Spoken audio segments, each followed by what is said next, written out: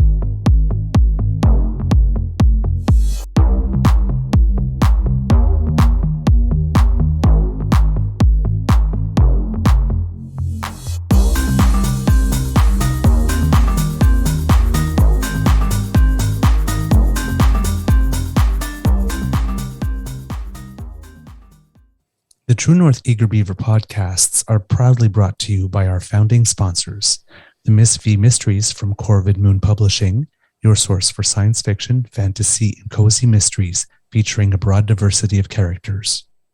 CanadianTarot.com, your uniquely Canadian online eclectic tarot community and forum, and the Peppermaster, hot pepper sauces made from fresh farm ingredients to thrill your taste buds and expand your mind.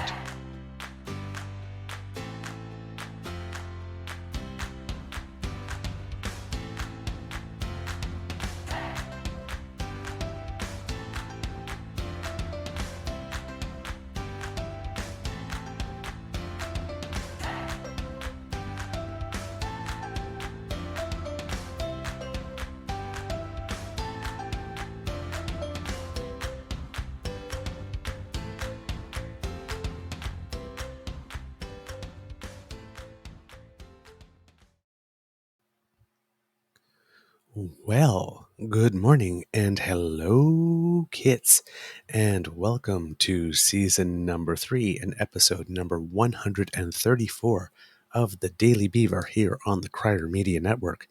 Today, recording day is Monday, June 5th, 2023, and, even though there is sunshine out, the weather report is a little interesting here at the Beaver Lodge. I guess we're finally getting to see what the rest of the country has seen. Mr. Grizzly, if you will put this up. But from the Weather Channel, we have 8 a.m., 9 a.m., 10 a.m., all throughout the day, various temperatures, but smoke. Yeah. Smoke. If you press next. Yeah, Smoke. we have it here today too. The skies are sort of, well, I'll throw you up I'll bring up the weather cam here in a sec. You can see the skies are looking rather weird right now. It's, I don't, bizarre. Yeah. So we're finally seeing some of the effect of the wildfires, which are spreading like crazy all over the place. We have some news this morning at the most recent report that in the province of Quebec alone, there are 156 active. Oh my God, that is really gray. Yeah, it's just a very strange thing. I'm just trying to Yeah. tune it up here. Give me a sec while I image because Okay. let's see if I can click this. Wow. 156 active fires in the province of Quebec with 14,000 people evacuated. They are basically saying that they are overwhelmed over there. In Nova Scotia, 100% of the fire in the Halifax area has been contained, but the Barrington Lake fire is still out of control, and it is the largest fire in Nova Scotia history. And Oh, really? Yeah, absolutely. Yeah, it has been very, very, very destructive. I think over an area over greater than the size of 500 football fields. And that was a few days ago. Big.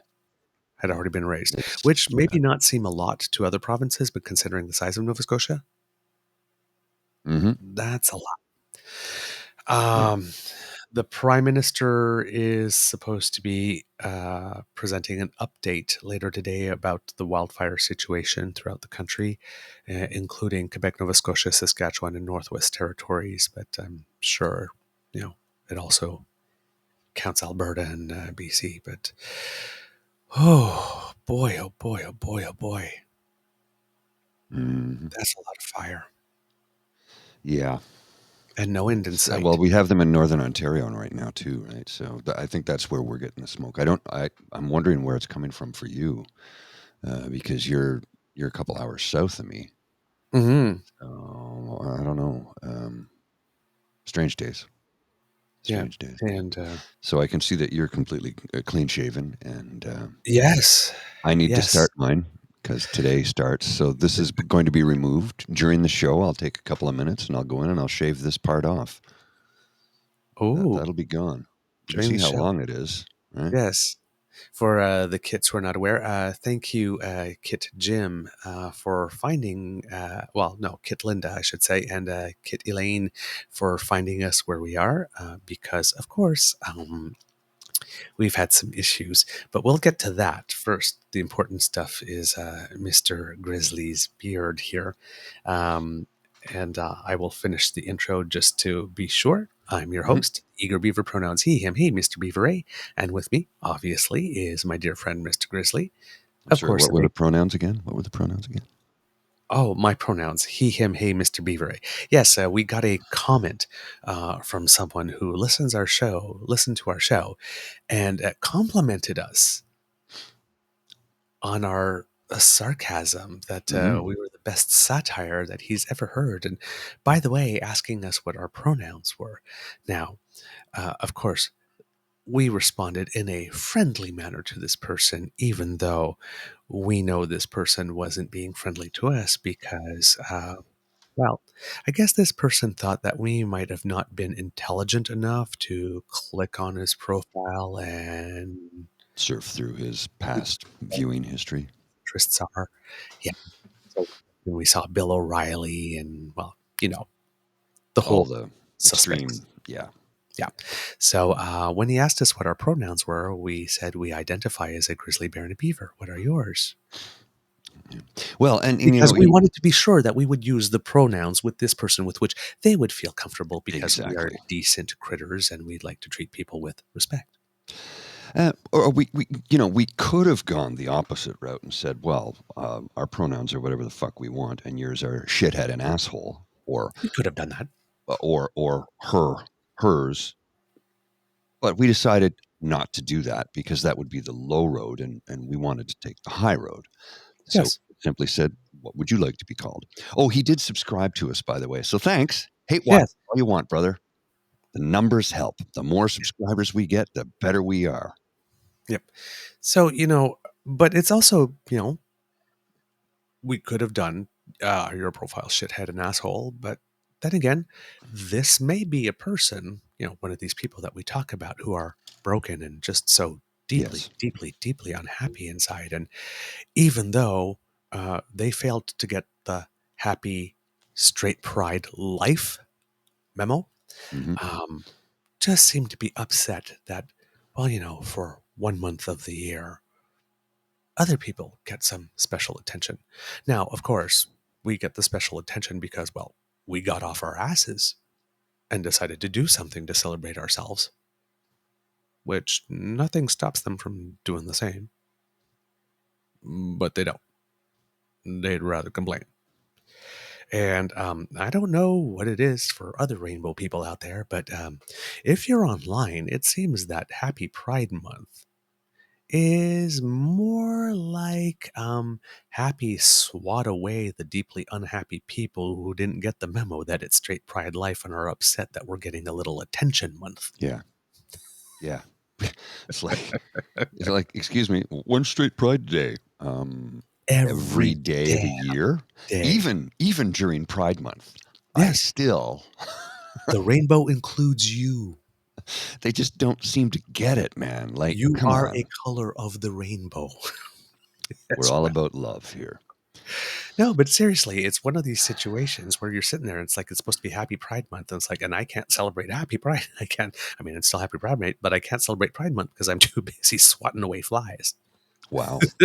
That's what Pride Month has become. If you're online now, you have to deal with all these people. There's like, and there's this person, Chris Rainbows, who's a trans activist, who said, because of course it's all this graphic visual about us gay people shoving things down people's throats, which some of us do with consent, but they made the comment that if you don't want our queerness shoved down their throat, how about you shut your mouth?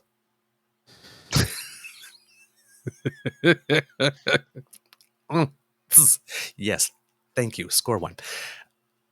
I don't get it. I really don't get it.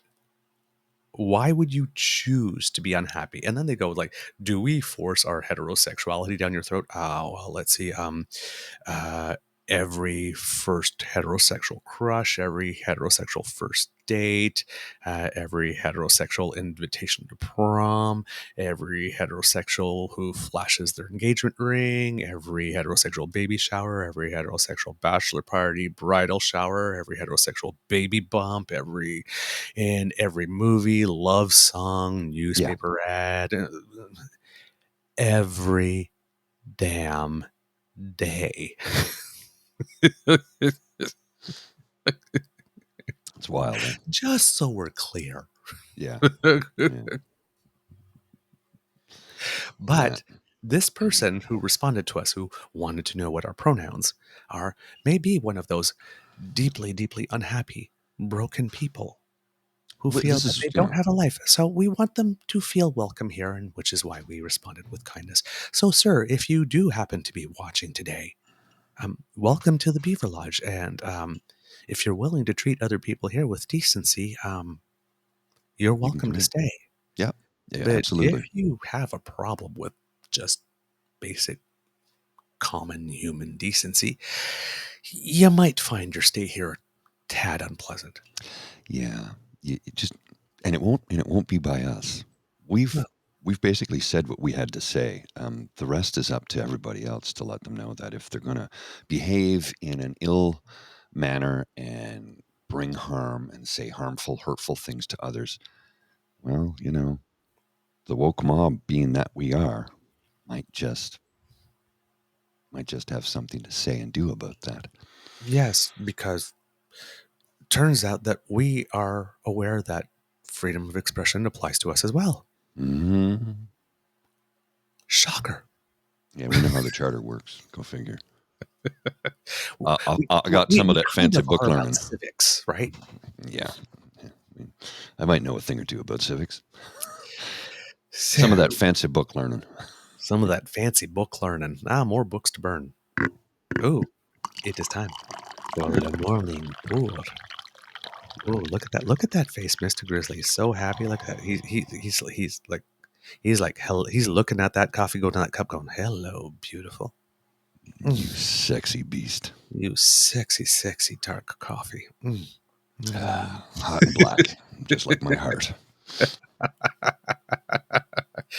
And yes, kits, as you may know, makeover.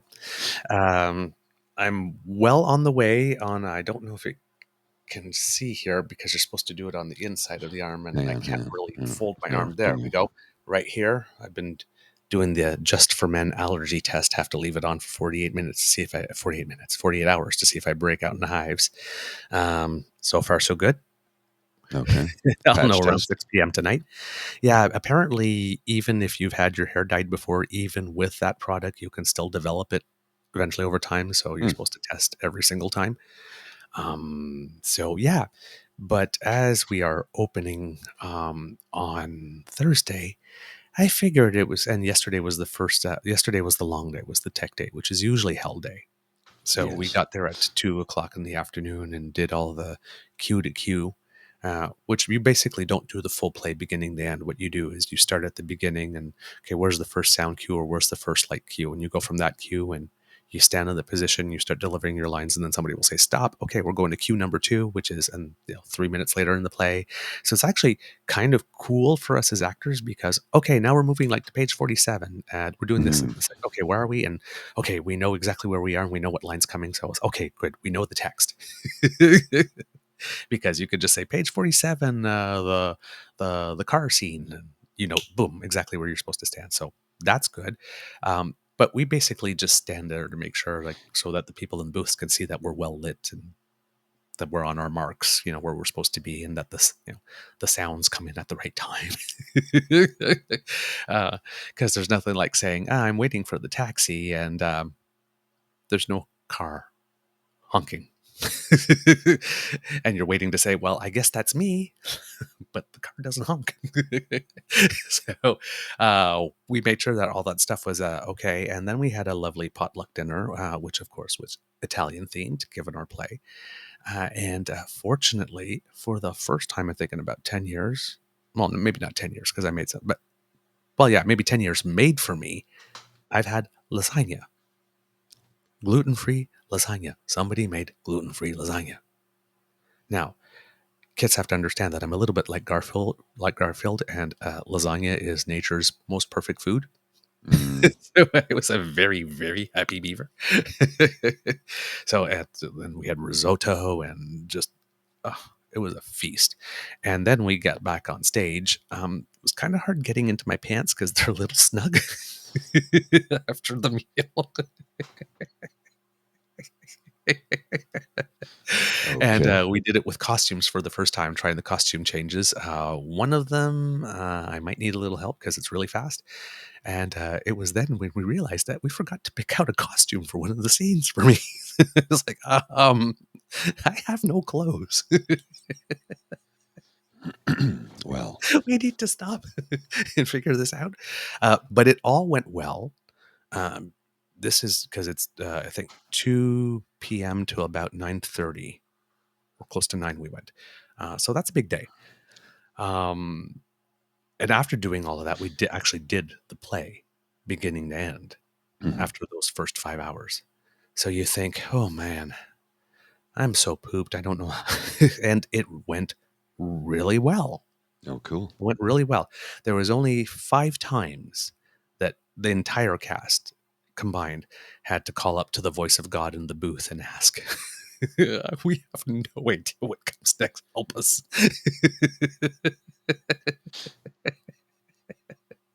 But all went well. And yes, of course, makeover, babyface. You'll probably be seeing this for the better part of from now until June 25th, maybe with some days off on Mondays and Tuesdays because we have no shows. So I might just let it grow. Well, that's like over the weekend. 5 o'clock shadow. Yeah. But yeah, a new look. And I think maybe next time you see me, all my distinguished gray Will be gone. will be gone as well. So, but yes, I'm supposed to look like I'm in my early to mid 30s. So, Gonna need a lot of pancake makeup for that, my friend. yeah, figure. Well, I got the polyfill for here. Yeah, So like that. And then we pancake on the foundation. Yeah. I mean, I'm not trying to be an a-hole about it, but like, come on, look, come on, right? And I mean, once you hit 50, trying to look 30 is just silly, if you ask me. It's a losing battle, man. It is. Every time I smile, just these right here. You can't beat Mother Gotta give it Nature, away. right? Can't beat Mother Nature. At least it's the stage, so there's distance, because if this was like, okay, now get ready for your close-up, look 35. Yeah, we're filming in 4K and it's going to be on giant screens. Nope, not happening. You're going to have to. My eyes would be permanently like this to like smooth out. We'll have to use that de-aging CGI process that they use for that Robert De Niro film. So I hear you paint houses. Yeah. Oh man. Geez. So should we let's discuss why we're not on YouTube right now. Yeah, we and I'm going to be cautious in what I say so that we don't upset the apple cart. Yeah. Effectively, what has taken place was one of our rebroadcast episodes, and that was actually in the title. with an interview of somebody who recently joined the network. And I'm not going to be super specific here because there's still the original live stream and then another video feed of the same interview up. I guess somebody reported us as spreading COVID misinformation, saying we were in violation of CDC and Health Canada guidelines. And I'm like, what? I've watched that interview 5 times in the last 3 days. I cannot find a single split second where there's anything that could even be interpreted in that manner. Anybody who knows us or has watched this show knows that we're all about facts. We're all about science. Science is real. Vaccines work. COVID is real. COVID can kill, and it has killed millions. Vaccines save lives. We have been in full support in promoting both Health Canada, CDC guidelines, and public health guidelines from day one. WHO, NACI, everyone. We fully support it. So we had a full year of coast to coast COVID count and updates talking about it. Updates like this, and all the scientific information that we bought were for scientific journals and official sources like the WHO, the CDC, Health Canada, NACI. So anyway, I get an email on Saturday morning that our account's been suspended for 7 days because we apparently misspoke or spoke ill or spread COVID misinformation, which simply is not true. And you can go back and watch that interview with that esteemed colleague of ours who was the biggest guest we've ever had, who is now a member of the Crier Media Network. I'm not pinpointing it, so, but I've watched it 5 times between Saturday and this morning, and I cannot find anything that could be interpreted as COVID misinformation. So I sent in the appeal to YouTube, and I said, "What? This is outlandish. This is a bad accusation. It's just simply not true." They said, 30 minutes. It's a 90-minute video. 30 minutes later, I got a response. Yeah, we've reviewed it and carefully. We've reviewed it carefully and denied your claim, which means that it's an algorithm that's doing it, not a human being. Now, and I get that because there are millions upon millions of live YouTube streamers. So a human being actually watching this is not going to take place. So somebody somewhere has got it in for us because, I don't know, I guess they don't like our woke ideology. Well, or maybe it's because we're being effective, because this is also it's not the second time. This is the first time that we've had a shadow ban, but it's the second complaint, because the first one we got was we apparently were spreading conspiracy theories. Which is not who we are. We don't do that. We are facts first, and we are extremely middle of the road. Yes. Yes. If we were radically left or radically right, I can understand, but we are radical centrists for all intents and purposes, considering where the Overton window is moved on the left and the right. And how many times have we publicly spoken about how much we want to see a strong, healthy, progressive conservative party in this country? That party doesn't exist. And anybody who knows anything about politics, including thousands upon thousands of old school conservatives, are saying, my party no longer exists. Mm-hmm. It does not exist. So we want to see a strong progressive conservative party, which is very much middle of the road. And again, it's a thin dividing line between, the liberal and progressive policy. It's very thin, that dividing line. Yep. And you have to remember, too, a lot of progressive conservatives, for example, employment insurance in the province of Ontario was brought about by former Premier Jason Robarts, progressive conservative. Mm-hmm. So we want that. is championed by Hugh Segal, who was a progressive conservative senator at the time. Not just championed. The man is actively promoting it still to this day because he knows the difference it can make. Rising tides lift all boats. Bring in a UBI, get rid of ODSP, welfare, EI, all of that.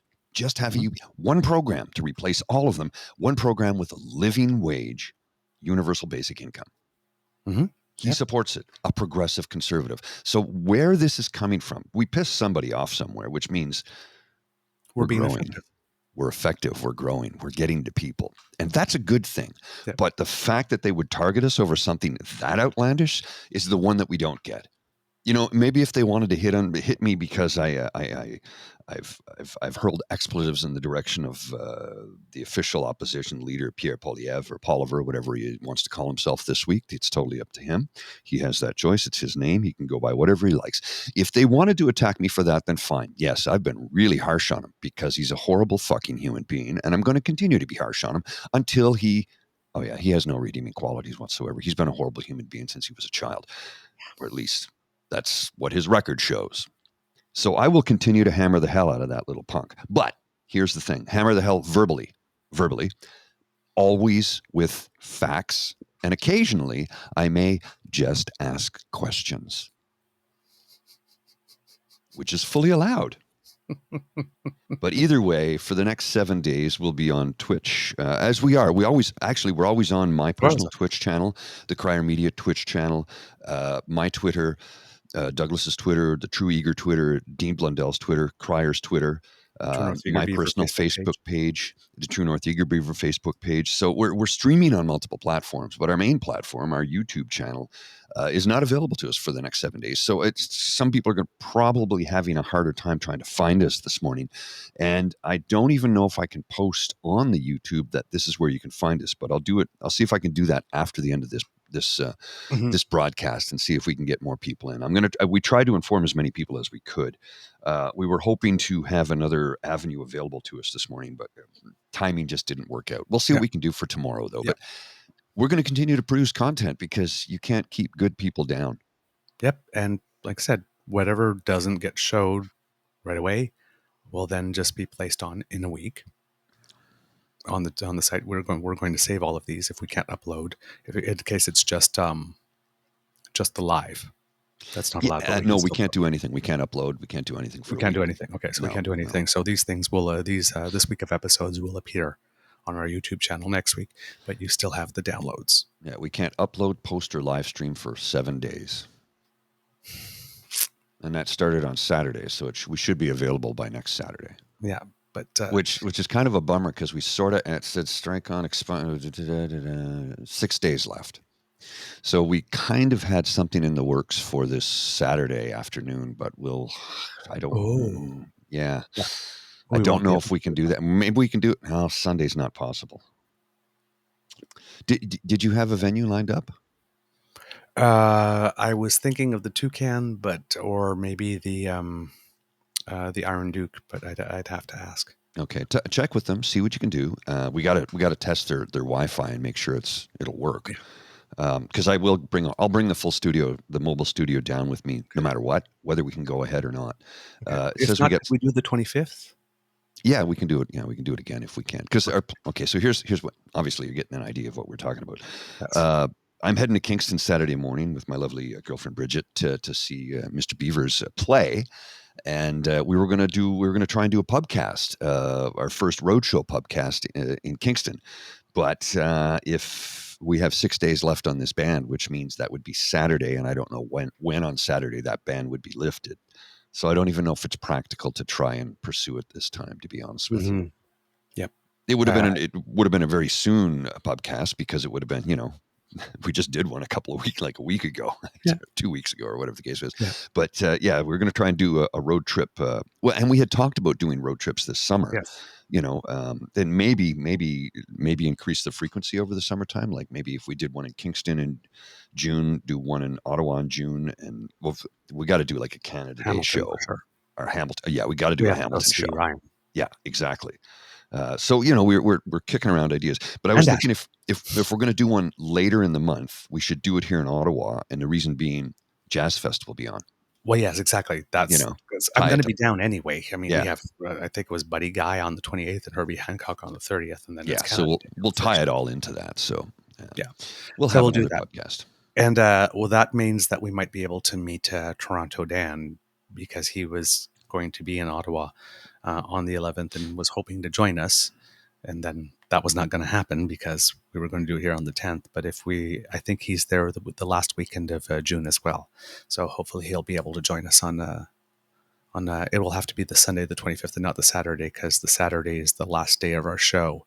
And the last Saturday we do a matinee and then we have to strike the set. Okay. So Saturday is completely out. So it would have to be the Sunday, the 25th. So that's what we're going to be looking at for that.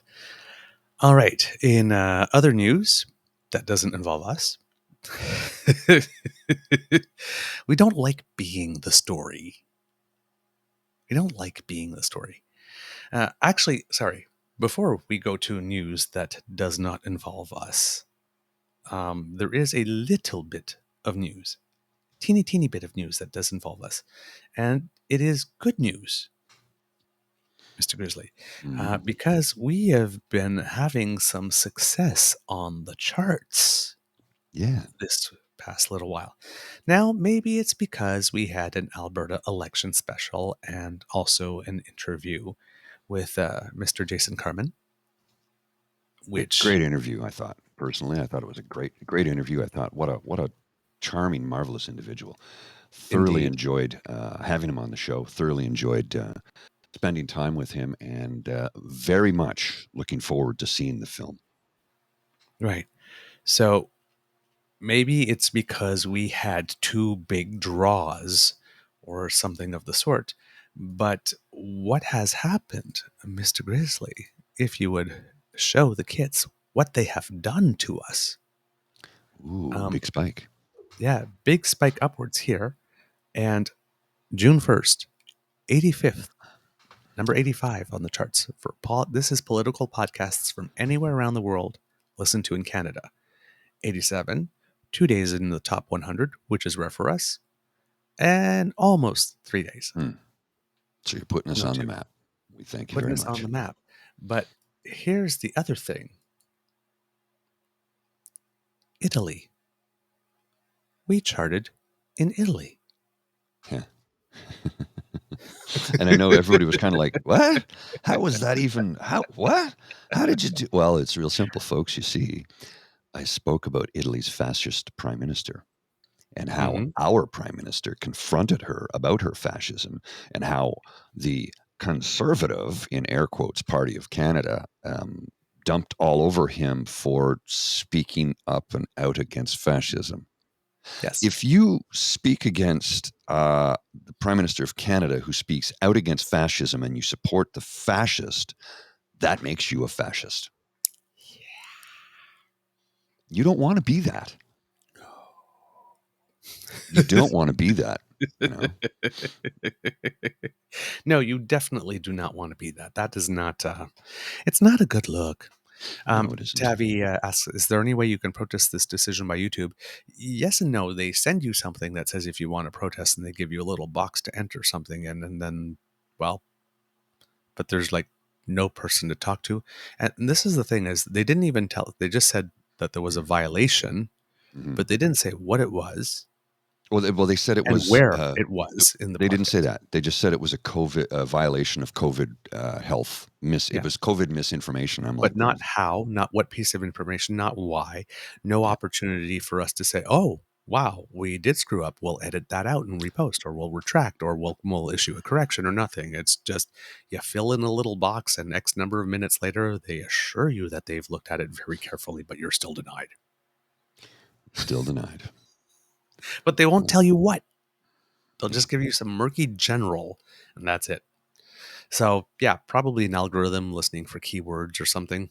I I I don't understand it I whatsoever, don't man. know. Yeah, Just it's kind of weird. Kind of weird. response we got from them. Well, I'm going to post. I'm going to post everything here on the screen in a Well, if you sec. post the response, then you're gonna indicate the show title is in it, right? Which is what you were trying to Oh avoid by not saying yeah. it. Well, no. I'll cover it up. I'll Okay. cover it up. All Yeah, right. yeah. So while Mr. Grizzly is doing that, we have some people that have arrived from South Africa, the Republic of Yes. South Africa, to help us with the wildfires, which is an absolutely amazing and wonderful thing. We have people from all over the world. I'll be able to post something when Mr. Grizzly's available to because I have some visual. Uh, but for some reason, some people decided to respond to that with no repeat of yesteryears, please. I wonder how many will disappear into Canada and USA before going back to South Africa. Again, miserable people. right? The country's burning. People have come to help. Gee, I sure hope some don't decide to stay. If they traveled from all the way over there to help put out our fires, as far as I'm concerned, if they want to stay, they can. But hey, if you want to let it all burn just because you're afraid a few black people might overstay their welcome, Hmm. again, what's wrong with you? Seriously, what is wrong with you? I'm glad that wherever you are at the current moment, fire isn't probably hit and you have the luxury of being sanctimonious. Help us, help us, Call, help. call us when the blaze is 2 kilometers out of your town and only South Africans are available, and see if you're worried about them staying too long. Then,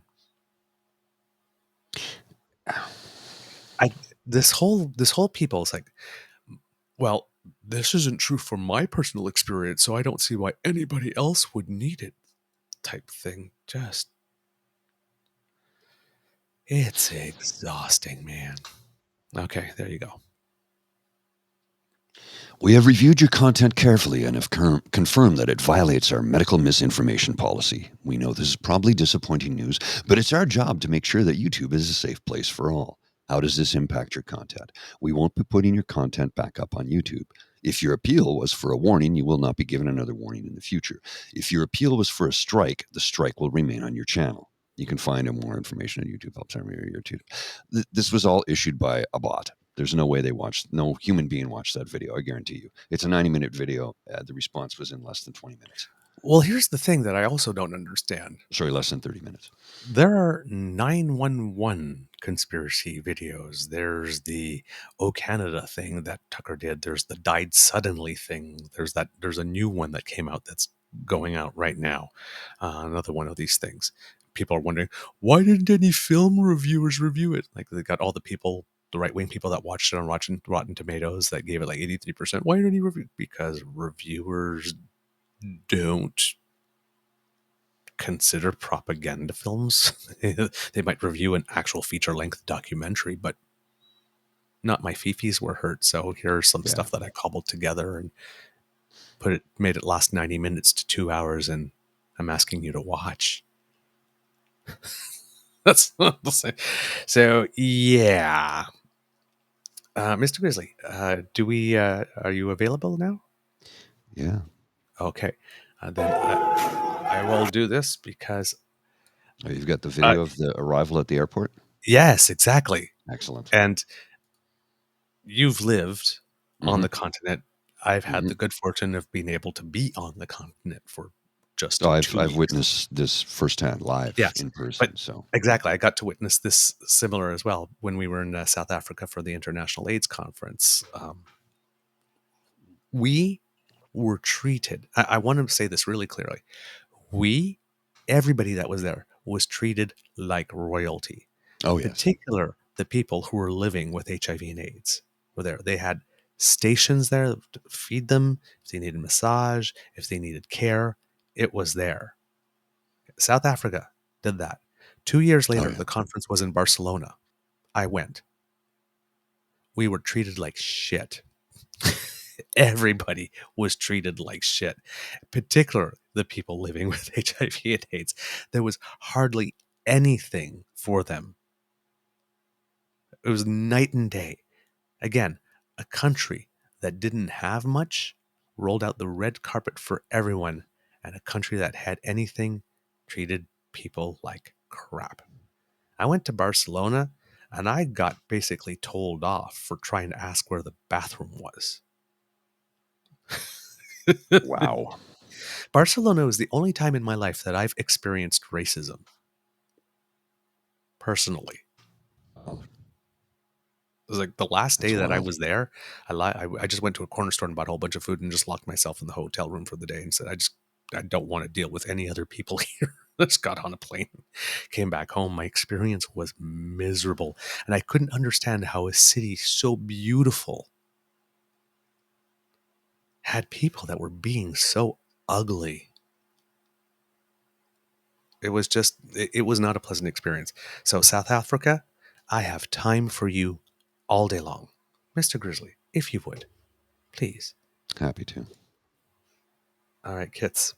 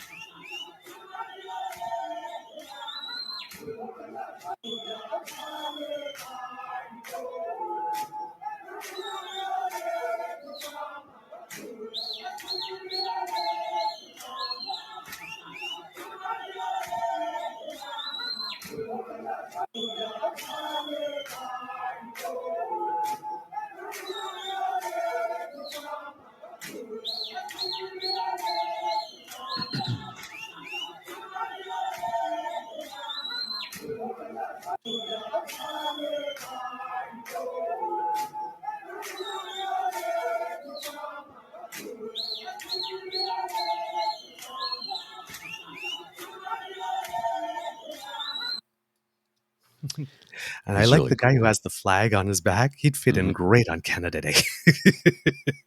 Yeah, On the capital. So, yeah, to the people of South Africa. thank you. Yes, absolutely. And we need your help. We are grateful for your help. Please, please, please, please do disregard all the people just being nasty. And I'm probably going to massacre this, but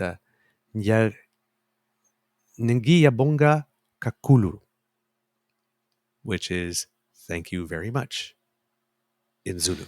Yeah, cool. Hopefully, I pronounced that right. But there we go. We have people willing to come from South Africa to help us. And there are still some people who can't be happy. Yes, It's a weird world we live in. See, I'm Right. hardwired for optimism, so I just don't get it. I don't understand it.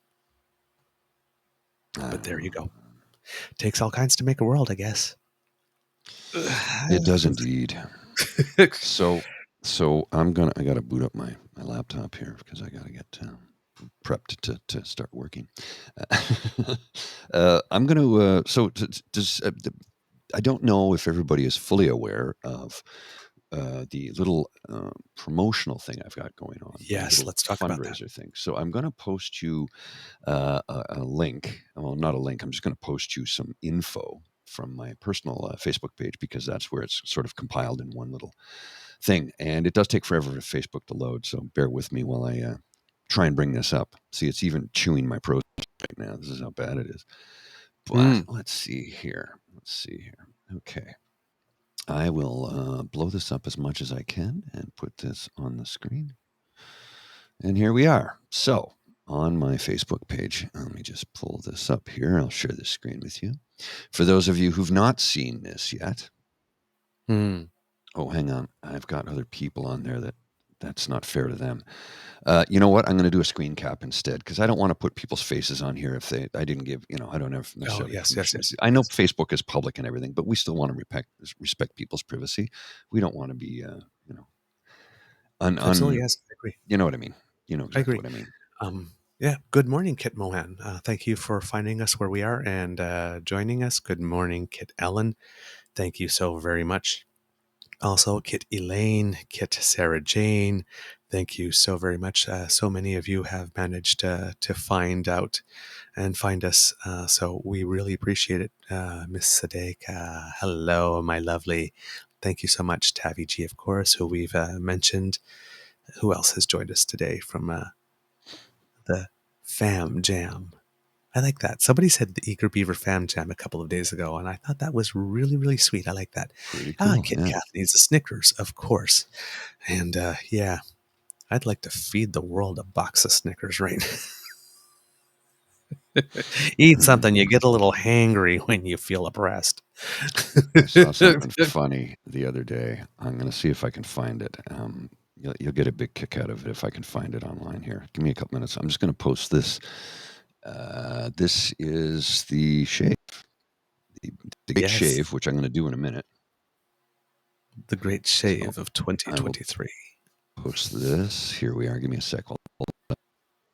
Because what I had to do was I was going to show the Facebook page, but other people's faces are upon that page, so it's like I'm not going to do that. I didn't ask for their permission to share it, so, but I can certainly share my own stuff. So, okie dokie, time for a shave. Here's the thing: I'm doing it for a good cause. Each day next week, I'll sport a different style, starting on Monday.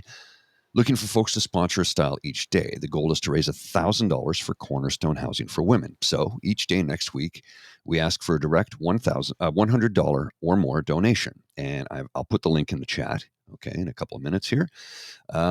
Let me just copy it, and then I'll put it in the chat. And there we go. So donate via the link above. On Friday, I'll sport a Salvador Dali style mustache until the following Friday. For that, we're looking for $500 for that donation. That could be an individual or group donation. I'll look silly for a week for a great cause. Please help spread the word. Thank you. So I'm going to put the link to Cornerstone Housing for Women in the chat. You can donate. If you want, you can put down my name or True North Eager Beaver. Take a screenshot of it or forward us the email to let us know that your donation has been received. We don't see any of the money. 100% of the money donated goes solely to Cornerstone Housing for Women. We're not going to see any of it. So there we are. Yep. That's a great cause. That's near and dear to my heart because those folks really had a hard time in the last few years. Yes, and it's all the more important because according to the CBC on April 24th, and I've been looking for an opportunity to mention this and you've given it, the more than 600 women's shelters across Canada will soon lose hundreds of millions of dollars in federal funding they say has kept them afloat during the pandemic and is still desperately needed. Since April 2020, Ottawa has provided $300 million in emergency pandemic funding to organizations that fight violence against women. Nearly half of that sum, about $145 million, went to fund women's shelters. On average, each shelter received nearly $130,000 extra a year under the pandemic program. But that funding stream is set to expire in September. This is money that is absolutely needed, said Francis Daly, the shelter director at Oshkeekeezee's, I hope I'm pronouncing that right, Oshkeekeezee's Lodge, an Indigenous women's shelter in Ottawa. It received nearly $640,000 through the program. That funding that we've gotten during COVID has alleviated suffering, and the absence of it will mean that there will be suffering. So essentially, this is additional funding that the federal government gave to these shelters to help with additional costs with regard to COVID that is now not needed for COVID, but that money was put to good use. And it's not there anymore. So it's not technically a cut in funding, but when you're this type of service, any funds cut is are difficult. Like gold. Yeah. And so I'm sure they use those funds to provide additional services over the few years, which now they might not be able to sustain. Shelters used the money to hire extra staff, pay for desperately needed upgrades to their buildings, and run programs like childcare. They also spent it on additional emergency supports for women and their children, helping them out with food and medication, transportation, or paying for emergency accommodation in hotels when shelter beds were full. Quote, "We've been able to buy clothing for women who've had to flee and had nothing but flip-flops and a pair of pajamas on when they got here," Daly said. "We've filled in all these little gaps that come up that seem small but are huge when people are facing them." So the minister at the time, Marcy Ian, would not commit to extending funding. The federal minister for the status of women said that the government will not leave women and organizations in a lurch, but did not commit to renewing the money. "I will not say at this point I won't extend funding. I think that these are decisions that are being made," said Marcy Ian. "I will say and continue to say to the organizations that we've had their back and will continue to have their backs." Now, the funding cut comes after the recent inquiry report on the mass shooting that left 22 people dead in Nova Scotia, called Intimate Partner and Family Violence an epidemic that needs to be funded by all orders of the government at pandemic levels. In the most recent federal budget, released just days before the inquiry's final report, Ottawa did not commit any new money for tackling domestic violence and offered nothing to fund women's shelters. Instead, it set aside $53 million each year for the women's program, quote unquote. It funds one-time projects under the general banner of addressing women's equality. Unlike previous funding, the women's program money program can't be used to help with an organization's operations. So that happened at that point. But May 20. Oh, nope. Sorry. That's the wrong year. I thought that I had an update, but that's 2022 and not 2023. Well, that's So I don't know if there has been an update yet as to what they're going to do. So basically, the funding is reverting to pre-pandemic levels. mm, So yeah, well, everything's gone up since then. indeed. So yeah, this money will definitely be needed. So if you can help, please, please, please do. Every dollar matters.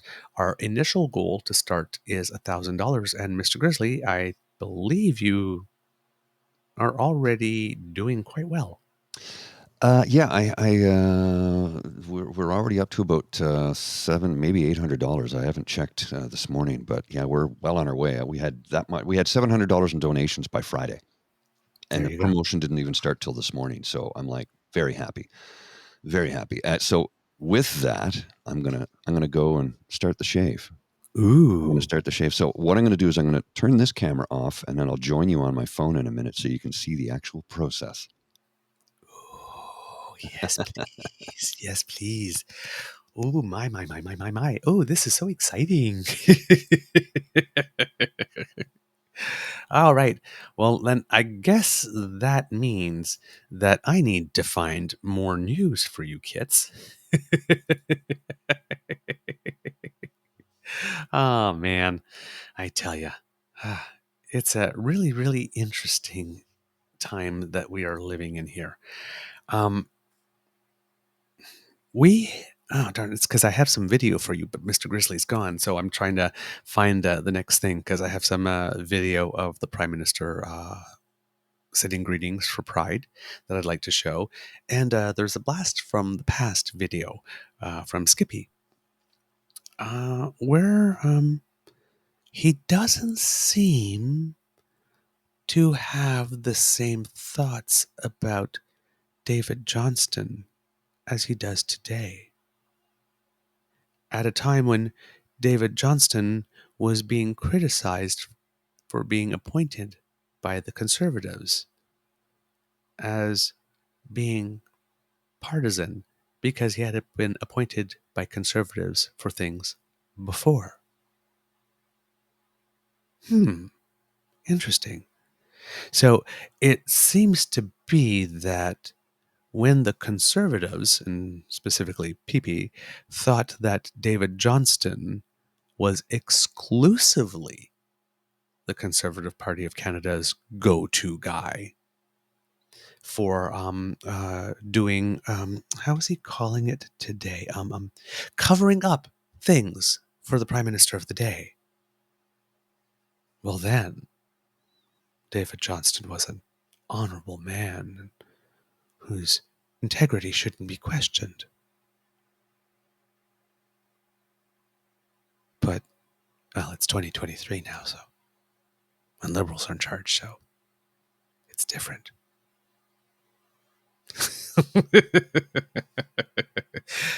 Kit Sarah Jane. Beaver, ain't nobody dope as me. I'm dressed so fresh, so clean. That fresh shave looks superb. Oh.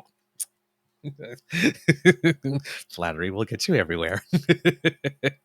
So, hopefully, I will be able to show that stuff to you as well when Mr. Grizzly gets back.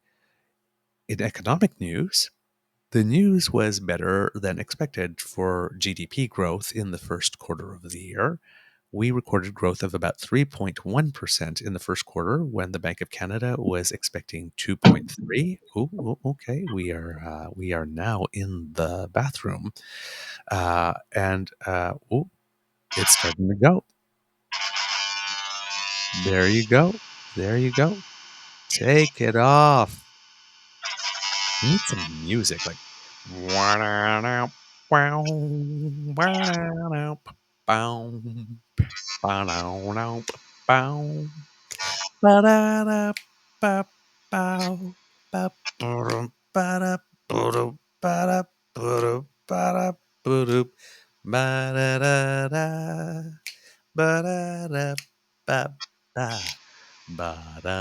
ba woo ba da da da ba da da da woo ba da da ba. Take it all off. Ba da ba. No, not all off yet. Ba da ba ba da ba. So while he is doing that, more economic data for you. Um, yes, now we can see the earring. Look at that. Oh, look at that. I don't think the sides are equal. Yeah, I'll fix that later. I'll even it up later. But that's pretty good for quick job. The side on the left looks quite nice. There you go. So 2.3 was expected by the Bank of Canada. We got 3.1. It's estimated that the growth for April was 0.2%. Oil and gas, mining, real estate, exports, and transportation are the main sources of the boost during the first quarter. Household spending is still rising despite inflation. It's up 1.5% for the first quarter, despite inflation and rising interest rates, which is putting the Bank of Canada in a bit of an interesting position with regard to interest rates. Cars, clothing, food, and alcohol are also being affected by the inflation rates. So there's extra pressure on the Bank of Canada to perhaps raise rates one more time because despite the interest rate hikes to date and despite inflation, consumer spending is still rising, which is something they are trying to tamper a little bit.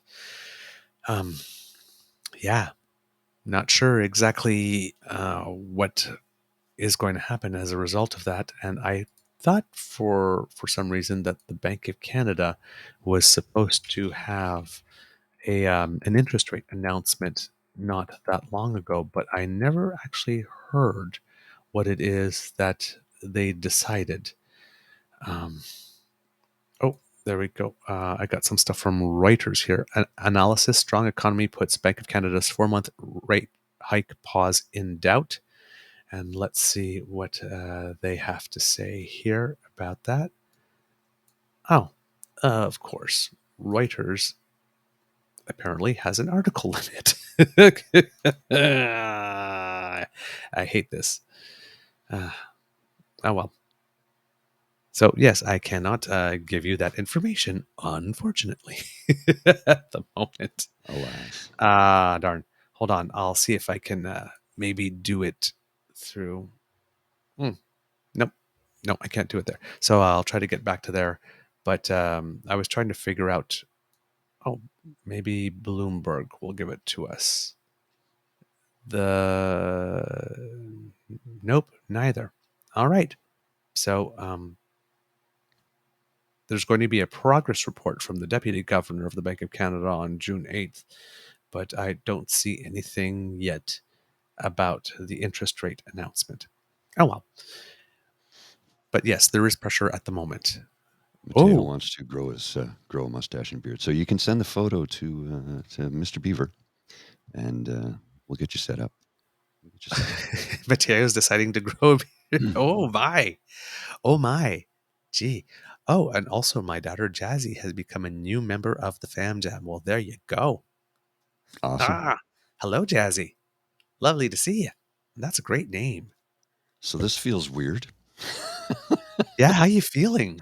A little weird. I'll trim it up shortly. I'll fix it later. I just wanted to get the quick live feed going, so it'll be a different style tomorrow and the day after that, and then Friday I'm going to go with the full Salvador Dali, really long, goes out to here. You can see it. It's long, and so I got to wear that for 5 days. I already have somebody lined up to sponsor that for $500. So, look, Woo-hoo. my goal was to try and raise 1,000. I think we're already pretty close to that. If anybody else wants to chip in, and if you can't, that's great. It's wonderful. I really Yeah, do. We 1,000 is appreciate. the initial goal. That's the initial goal. If we go beyond that, great. I also said, if we don't hit that, that's fine too. Every penny counts, literally. $62 a day is what it takes for them to clothe, feed, and house someone. So I figured if we go with 100, which is a round figure, It's just easier, that way. $100 minimum. And look, if you let me rephrase that. I'm looking for $100 minimums. If you can do 50, if you can do 20, if you can only do 10, whatever you can donate to the cause is fine by us. We're happy that anybody can, if they're willing to take their hard-earned cash and spend it on a very worthy cause. We really do appreciate it. Yep, absolutely. Absolutely. And the Bank of Canada interest rate announcement, finally founded, will be on the 7th. So in a few days. And that way we'll know. But there is some pressure to raise the interest rates this time around because of that. I really hope they don't do that because, my God, my mortgage payment's already gone up over 50%. Hey, hey. All right. My mom's going to be really happy. Oh, really? She hates the beard on me.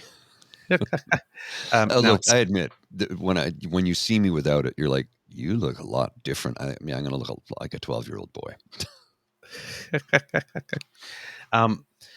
While you were shaving, I was hoping to show the kits the Prime Minister's Love whom message you love. for Pride. Okay. So, You ready to go? if you would, yes, Mr. Grizzly, here we have it. Now, you see right away that the Prime Minister has some colorful flags behind him, along with the Canadian flag. Now, this is obviously going to trigger a lot of people Oh, yeah. who seem to be convinced this seems to be the trope this time around. Oh, more morning coffee.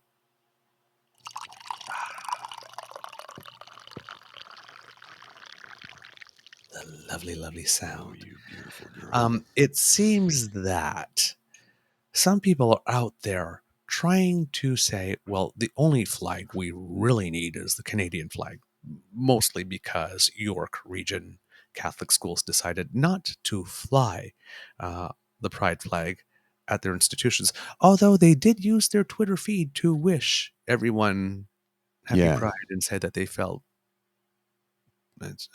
consistency. Mm-hmm.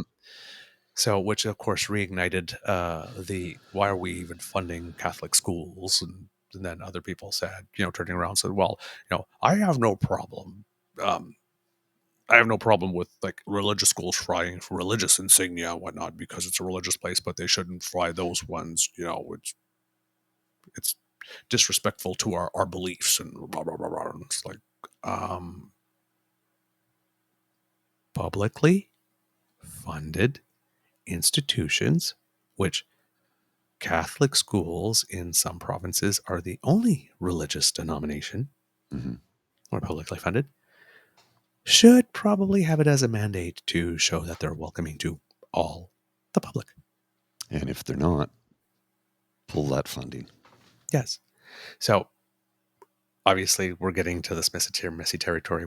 People turning around. And then some people said, well, it should only be the Canadian flag anyway, because the Canadian flag represents everyone. And You're missing the point. yeah, you're missing the point. Number one. But number two, there are plenty of Indigenous people who would disagree with that statement. Yeah. Yeah. Just because you are the privileged group, and of course, also we have to remember that that one flag that represents us all, that is being allegedly tarnished by the presence of the other ones. That's the same flag that's on all those I'd love to fornicate with the Prime Minister flags and banners and Yeah. bumper stickers and I thought the Canadian so, flag was the only flag, but they can float. but Oh, but I they see. they love the flag. Mm-hmm. Yeah. Mhm. So yeah, all right, Prime Minister, please take over. You should be able to be who you are and love whom you love, free from discrimination and hate. Period. No ifs, ands, or buts about it. Of course, it's easy to say. It's harder to make sure it actually happens that way. That's what we've been focused on since 2015, making sure Canada is a place where you can be open, be who you are, and where you're safe to love whom you love. The first Pride Month after we formed government, we raised the Pride flag on Parliament Hill. It was the first time the flag had ever flown on the hill, a symbol of hope in solidarity every year now. It's a deeply meaningful moment. And it was just us getting started. Our government introduced and passed legislation that explicitly protects Canadians from discrimination and hate crimes based on gender identity or expression. We promised to eliminate the blood donation ban for men who have sex with men, and we funded the research necessary that allowed Health Canada to authorize Canadian Blood Services and EMA Quebec to lift that ban. We launched the federal 2S LGBTQI+ action plan, the first of its kind in our history, which outlines the whole of government approach to strengthen rights and promote equality. We move forward on criminalizing conversion therapy, which eliminates this degrading and barbaric practice from everywhere in Canada forever. We welcomed in 2S LGBTQI+ refugees fleeing violence and persecution around the world, at the same time as we're strengthening our fight for human rights, particularly in developing countries. And we delivered an official apology in the House of Commons for the rejection, oppression, and criminalization of 2S LGBTQI+ workers within the federal government. We've all watched it in the news, read the headlines in the papers, seen the posts on social media, heard about it from friends, or, for far too many Canadians, lived it in their everyday lives. Transphobia, biphobia, homophobia have not gone away. In fact, in Canada and in other countries, hate crimes are on the rise. That's unacceptable. So let me make this very, very clear. 2S LGBTQI+ rights are human rights. And it doesn't matter your sexual orientation, or your gender expression, your gender identity. You are worthy of love. You are deserving of respect and dignity. You are valued. Your existence is not up for debate. Not now, not ever. As a government, we will always have your back. We will continue to stand up for your rights both at home and abroad, and we will continue to build a country where you can live openly, freely, and proudly. Cool. Boom. Mhm. Boom. Thought that was pretty darn good myself. He needs to do more stuff like this on a variety of topics Oh, agreed. Agreed. because he's done stuff. And for all the people that sit there, particularly on the left, Mhm. liberal story, same old story. Do you see the CPP, the CPC doing any of these things? No, never. Of course not. They need to rage farm. That's how they raise money. Remember, listeners and viewers who are further left than probably we are, just because we may be slightly right of you doesn't mean there's no difference between us and them. People who aren't as left as you would like them to be are not the same as the followers of today's CPC or even PPC. There is a difference. There's a difference. 2 of our political parties would like to erase my existence. Yep. 3 do not. They are not the same. And if you are not rainbow and they are the same to you, because you don't risk having your existence erased, your personal experience is not universal. Just because it is true for you doesn't mean it is true for everybody else. If the flag represents you, it doesn't mean it represents everyone else. If you feel safe and not threatened, it doesn't mean that everybody else does.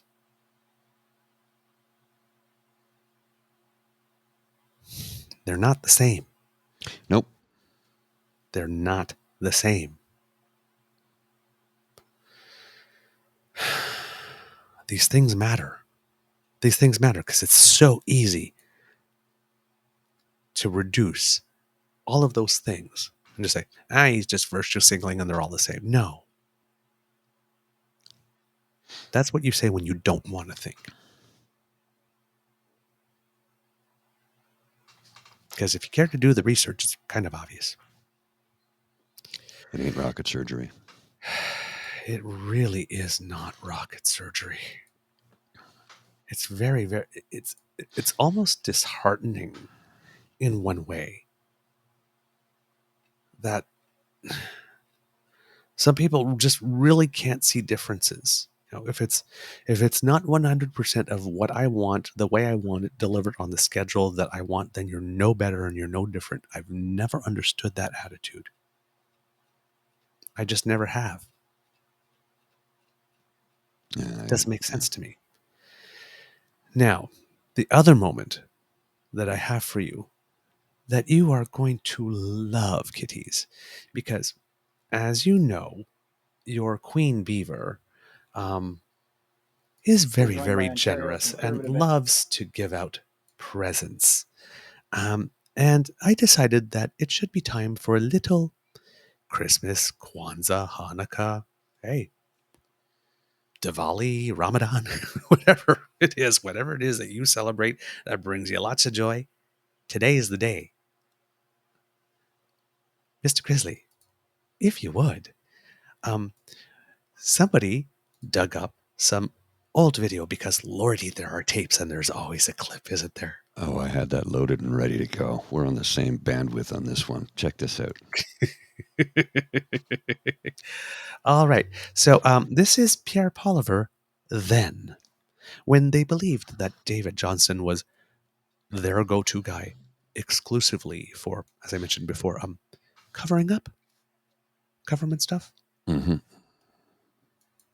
Well, from the foyer of the House of Commons tonight, we're joined by Ontario Conservative MP Pierre Poilievre. Mark Holland is a Liberal MP from Ontario. Michel Guimont is the whip for the Bloc Québécois, and Bill Sixay is a British Columbia New Democrat. Hello to all of you. Hi. Thanks for being with us tonight. And Mr. Poilievre, let me start with you. Should Canadians be concerned at all about the appointment of Mr. Johnson, given that Brian Mulroney appointed him to lead the National Roundtable on the Economy and the Environment back in 1988? Should that be a concern? I think we're dealing with a very credible individual, and I think that that distant history bears little relevance to the fact that he has a very distinguished career. If we're suggesting just because at some point in history he was appointed by a former Conservative Prime Minister that he should be disqualified from participating in public life, I think that is a little bit extreme. This is a very qualified individual, and frankly, I haven't heard anybody question his integrity, and I have no reason to do so. Okay, let's quickly. Well, from the foyer of the House. So, what's changed? Oh, it was done by a Liberal this time, so that means it's only good when we do it. If somebody else does it, it's bad, not good. So Brian Mulroney asked him to do something, and then Stephen Harper then asked David Johnson to head the Oliphant Inquiry. Yeah, Stephen Harper, he's the puppet master for Skippy the Wonder Pigeon, right? Yeah, He's the one pulling his strings. Yeah. Besmirch the name of a good man who has done nothing but good his entire life. Yeah. A man without reproach, and they're just see. Here's the thing that I'm a public relations guy, right? I'm big on the appearance of conflict. Mm-hmm. But the appearance of conflict often happens when all you have is one or two tiny little details about someone. Mm-hmm. In this case, we're talking about a man that's been called upon 2 to 3 dozen times throughout his entire career to serve at these types of levels, and who every time has done it with distinction. Mm-hmm. But we're supposed to forget all of that and just remember the period of history that started from the day he was at the Trudeau Foundation until now. And that's all we're supposed to factor in. If that were the case, if we didn't know him from Adam, and he was the head of the Trudeau Foundation one day and then chosen, yeah. Sure. But the man has a track record. A very long one. Extremely long one. So it's okay for a prime minister to hire the man who worked for a previous prime minister on an inquiry whose terms were so narrowly defined that it couldn't help but absolve the former prime minister. Mm-hmm. That's okay. But as soon as a prime minister from another party, and then they rewarded him for all of that by making him governor general and then extending it. But now, all of a sudden, that same guy is completely untrustworthy. And I can't believe he would throw away his entire career for Justin Trudeau, the ski buddy. Oh, shall I bet? It's so ridiculous. It is beyond ridiculous. And of course, they're all saying, I wish I could find that video. But one of the complaints that I've been saying is that they haven't been asking him, whoever, who is this non-partisan person who's not affiliated with any other party whatsoever in any way, shape, or form, who also has a background such that he could get the security clearance required to see all those documents and be considered agreeable by the leaders of all parties to head this. Man's looking for a unicorn. The man is looking for a unicorn. He goes, and he can't name names. He can't name names. He's asked. We were saying, why isn't anybody asking him, who is this guy? I mean, since you're so convinced this person exists, and clearly you're convinced that there must be hundreds of people that the prime minister could have chosen from to fill this responsibility. Well, Mr. Grizzly, let's see how that went. Because, well, it turns out some journalist finally decided to ask him, and I don't know what it is with PP, but is he starting to look like stuff is wearing on him a bit? A little bit. All right, Mr. Grizzly, let's put it up and let the kids listen to this. Just a second here. I'm having technical right. glitches. Here we go, kids. I'm just going to make sure the volume is okay before I start it. Volume is okay. All right, let's go. David Johnson is testifying committee next week. You want him replaced? Can you name names of who you'd like to see in there instead? No, I can't name a specific name because I would do that in partnership with the other parties. All the parties in the House of Commons should come together and agree on someone who is nonpartisan, not connected to any party leader, and who has a track record of objectivity, preferably as a judge. So that is what I propose. I don't think we should have someone who's a family friend, a ski buddy, a chalet neighbor, a member of the Trudeau Foundation, which received money from Beijing. I think we should have someone who's truly detached and has a lifetime of objective service to the country. That's what we need to bring in a full public inquiry, find out why Beijing interfered in 2 elections to help Justin Trudeau win, why they donated money to... They didn't do that, you fucking liar. ...threatened opposition members of parliament. We need answers to all of these questions so that we can bring home control of our democracy back to our people. Okay. What the fuck does that mean, bring home? What he says that for every goddamn thing. Bring home powerful paychecks, bring home... I fucking hate that man. Such a lying, miserable piece of garbage. Now, the thing that he said once, he's got. except for the not connected to any political party, because the guy happens to be connected to two political parties now, which you think would make him more objective, right? Right? Now, you would also think that the guy who was heading the Trudeau Foundation at some point might be really well placed to know where the Trudeau Foundation would hide things, if the Trudeau Foundation were indeed hiding things. So it seems to me it would be a benefit to have him there. He can't name names because he wants to do that in partnership with all the other parties. So he can't name a name. But does anybody watching this show believe that there exists a reality, universe, dimension, postal code, area code, solar system in which this guy would come to the table and find anybody else suggested agreeable to him? It's not going to happen. So let's see how this. Let's game this out. So the prime minister creates this system where everybody goes in and everybody says like who it is that they would want, and everybody has to agree unanimously. And he says no to everyone except the person he suggests. And let's say he suggests someone that is completely anathema and unacceptable to everyone else. Or let's say he decides not to suggest anyone at all because so far he's been so helpful and willing to participate in protecting our democracy.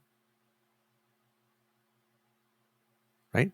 This guy who's so convinced that all these things are going on that he won't even get the security clearance because he can't to go and look for them himself. He cares so much about protecting our system that he won't even look with his own eyes. He won't participate. He won't tell us anything about what information he does have by virtue of the two CPC MPs sitting on the NCIP committee, how that information was treated, how he handled it, what he thought of it, what those two MPs thought of it, how they treated it, how they handled it. Nothing. And of course, nobody's asking him that because that would be committing journalism. And well, we're against that in this country, apparently, it seems. But this guy goes to this meeting, disagrees on everyone, and suggests someone who's unacceptable that only he will accept, or suggests no one at all. And therefore, the committee names no one or can't agree on anything, and therefore election interference continues unabated because they can't agree. And then he goes on and says, see, Trudeau failed again. He wasn't able to name it. But you're the one who sabotaged this. So you, mister, who keeps on saying that you don't want to go see the information because it's a trap, and then you're laying one of your own. On this committee, I assume you would be called upon to suggest a few names to throw into the mix. Everybody would come with some few names and debate them.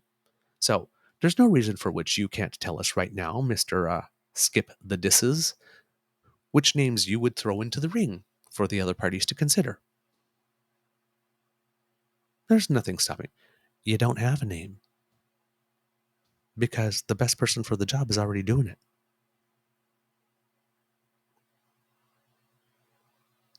You just don't like he's not serving you only anymore. That's why you're doing this. Meanwhile, we have Jagmeet Singh, who tabled a motion. The NDP tabled a motion asking for an inquiry, and it seems that it did pass. But Mr. Singh, while he is saying that he is not tarnishing the character of Mr. Johnston, but still says the semblance of conflicts of interest, because he too is erasing everything that Mr. Johnston has done before now, makes it such that we absolutely do need a full public inquiry, and therefore he is. Now, a lot of people are saying that he's the only one behaving like an adult in the room, and in one way he is, because he's not being inflammatory and all that type of stuff. But he's trying to find some daylight between him and Justin Trudeau for the leftmost wing of his base, right? The section of the NDP NDP base for whom nothing the Prime Minister does is ever good enough, fast enough, or enough. The people who say that the Prime Minister is basically Pierre Poilievre in a red tie. Mr. Singh passed the motion, introduced the motion, the NDP introduced the motion passed, and now Mr. Singh is dismayed that David Johnston will not follow the will of the House. But he's not obligated to in any way, because his mandate doesn't come from the House. Yeah. So, but it's not important enough for him to risk the supply and confidence agreement, though. So, when we talk about the Conservatives throwing red meat to the base, this is Jagmeet Singh throwing red meat to the base. Exact same dynamic. The constants are the same. The variables are different. But it's the same damn thing. If you believe that our election system might be corrupted to this point, and you really don't believe that David Johnston is the man for the job, but you're not willing to take down the government for it, well, thank you for some more CONSterpiece theater. CONSterpiece. Right? Yeah. Welcome to CONSterpiece Theater, starring Jagmeet Singh, Yves Blanchette, and Pierre Poilievre. I have a Meanwhile, copy of the transcript of what he said there. I'll post that shortly. okay. So meanwhile, we've got the BQ CPC coalition, which worked together once at making sure that we couldn't get rid of FPTP because that was in their interest.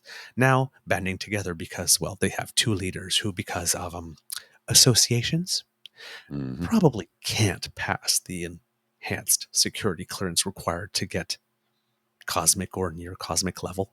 I'm not sure if the level for national security requires cosmic. I know that's usually involves NATO stuff and whatnot, but yes, or nuclear but let's say the secrets. level right below it then, if not cosmic. And you still have some people swallowing Brian Lilly's thing that security clearance is something that you get once in your life, and once you have it as a cabinet minister, you never have to get it renewed, and it covers absolutely security for absolutely every type of information without any exception, and it never expires, and never have to get it renewed, and never It doesn't work that And way. It's actually, not a somebody driver's writes something. license. Actually, I had somebody said something. Maybe if you read some news every now and then, it's like, yeah, that's pretty much all I do with my life is read news and consume news. You would know. And it's like, I'm sitting there giggling. It's like, you read Brian Lilly, didn't you? And you're asking me to read, right? Yeah. Okay. Sure. Sure, poodle. This is so. He just attacked David Johnston once again. But let's go to the tape. Yes. There we go. Let's go with his Mr. Poilievre. Let me start with you. Should Canadians be concerned at all about the appointment of Mr. Johnson, given that Brian Mulroney appointed him to lead the National Roundtable in the Economy and Environment back in 1980? Should that be a concern? I think we're dealing with a very credible individual, and I think that distant history bears little relevance to the fact that he has a very distinguished career. Okay. Yes. If we're suggesting just because at some point in history he was appointed by a Conservative Prime Minister that he should be disqualified from participating in public life, I think that is a little bit extreme. This is a very qualified individual, and frankly, I haven't heard anybody question his integrity and have no reason to do so. Why are you doing it now? Real simple. It's okay when they do it for me, they do it for somebody else. It's not acceptable. And this man wants to lead the country.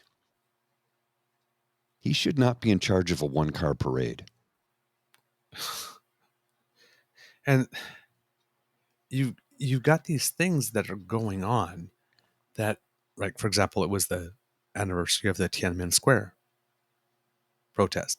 You have all these conservative accounts going, oh, well, gee, I see the Prime Minister is not saying anything to mark this occasion. And it's like, people, you are the people who supported the overthrow of the government and cheered on as fellow citizens took about 100,000 Ottawans hostage for nearly 4 weeks. And now you want us to believe that you believe in your pro-democracy?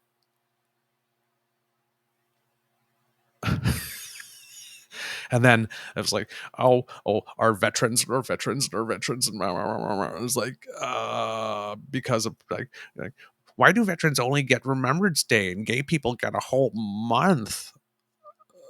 You're bitching about people living authentic life in freedom, which is what veterans fought for. Just Yeah. as you're trying to wrap yourself in the valor of our vets who fought for the freedom for people like me, for example, Mhm. to live a free and authentic life. I mean, I don't even need to complete the sentence. You know where this is going. Oh, yeah. It's these things on their face are so nonsensical. So nonsensical, and they just make no sense. Well, nonsensical, no sense. It's so nonsensical that I'm repeating myself.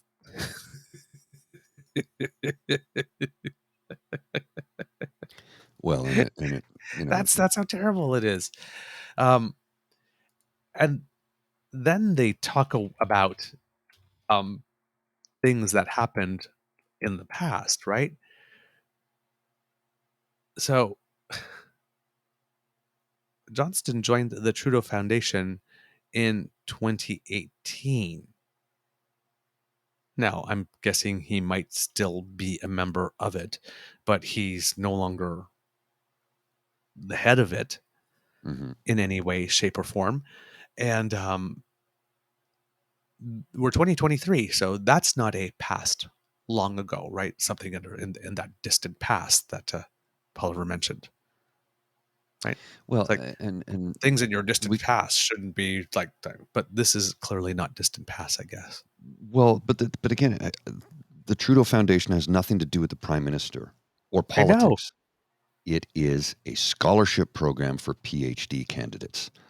It's for higher education, and you know the Conservatives hate higher education because if you're smart and well informed, you won't vote for assholes like him.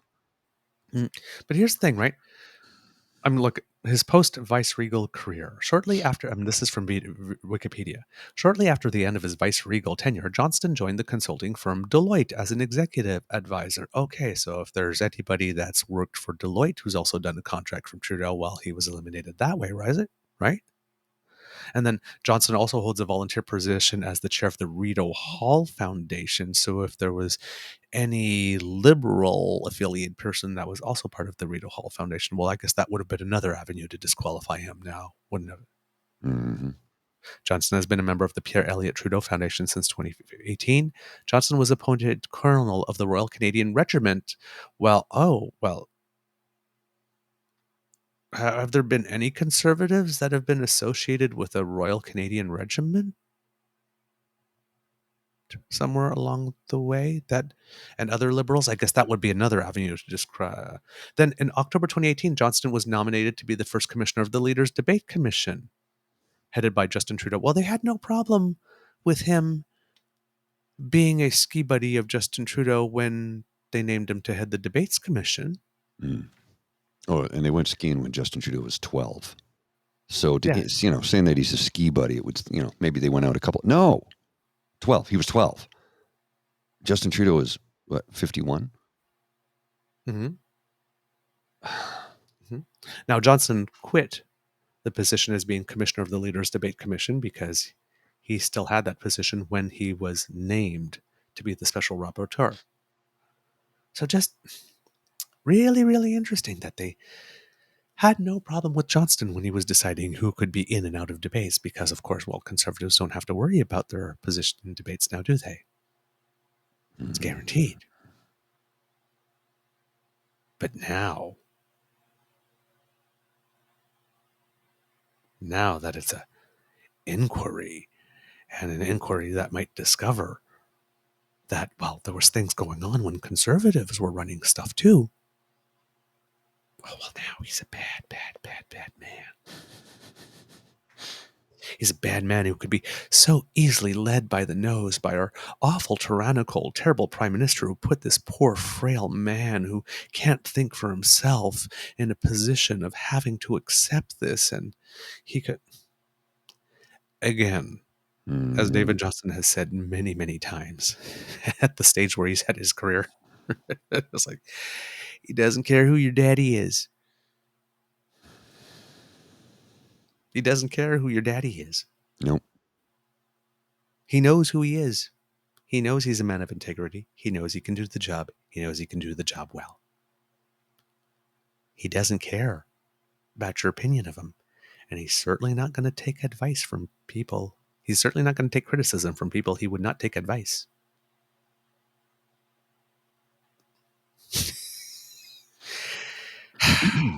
They're literally wasting their time, wasting their breath, but so many suckers are buying it. And you know what? Grift is good. The grift is good, clearly. Raking it in.